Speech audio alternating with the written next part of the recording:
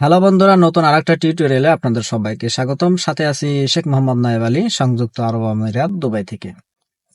আমাদের দেশে নর্মালি বা আমাদের পার্শ্ববর্তী যে সমস্ত দেশ আছে সেইগুলোতে, আমি বিশেষ করে আমার দেশটাই বলি, বাংলাদেশে রমজান উপলক্ষে চোর এবং সাদাবাজ দালালদের দৌরাত্ম্য বেড়ে যায়, সাদাবাজি বেড়ে যায়।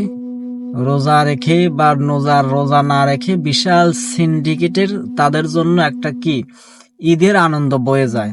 তারা রমজান উপলক্ষে মাল বা প্রোডাক্ট আটকিয়ে রাখবে, প্রাইস বাড়িয়ে দেবে, কালোবাজারি করবে।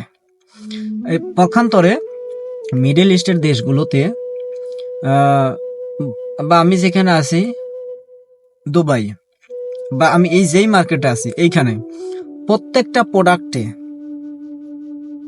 আলু, কাঁচামরিচ থেকে শুরু করে মাছ, মাংস, সবজি যা আছে প্রত্যেকটা প্রোডাক্টে পূর্বে যদি কিলো বা কেজি 3 দিরহাম থাকতো, সেইটা এখন 2 দিরহাম, 2 দিরহাম থেকে 2.5 দিরহাম, অর্থাৎ 1 দিরহাম করে কমে এসেছে। এবং 1 দিরহাম ইজিক্যাল টু আমাদের বাংলাদেশি টাকা 33 টাকা, 34 টাকা।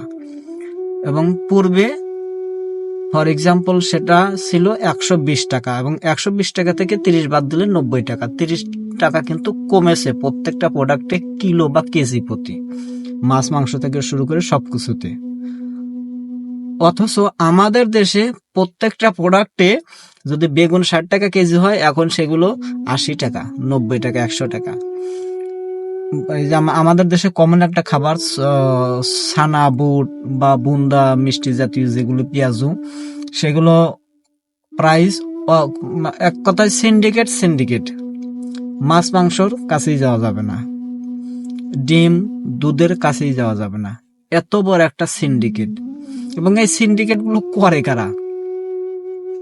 এই আমাদের দেশে দরবেশ আছে, সেম দরবেশ কোয়ালিটির সেই দরবেশ বাবারা বসে বসে তসবি হাতে মুখে এটারে তারা জিকির, কিন্তু এই জিকিরটা হলো তাদের কি কালোবাজারি জিকির করে করে সব প্রোডাক্ট সবকিছু আটকিয়ে রেখে কালোবাজারি করে তারা রমজান উপলক্ষে সবকিছু প্রাইস বাড়িয়ে দেয়।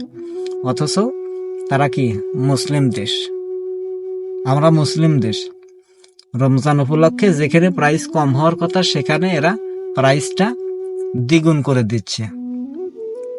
সো এটা এটা আমাদের সবার জন্যই দুঃখজনক, লজ্জাজনক। সো আশা করব এটা সমাধানের জন্য অবশ্যই সবাই ট্রাই করছে, বা বর্তমান যে সরকার আছে প্রচুর চেষ্টা করছে, এবং অদূর ভবিষ্যতে আশা করা যায় আমাদের মেন্টালিটি চেঞ্জ হবে। আর চেঞ্জ না হলেও কিছু করার নাই, এইভাবে চলতে হবে। তো সবাই ভালো থাকুন, সুস্থ থাকুন, খোদা হাফেজ।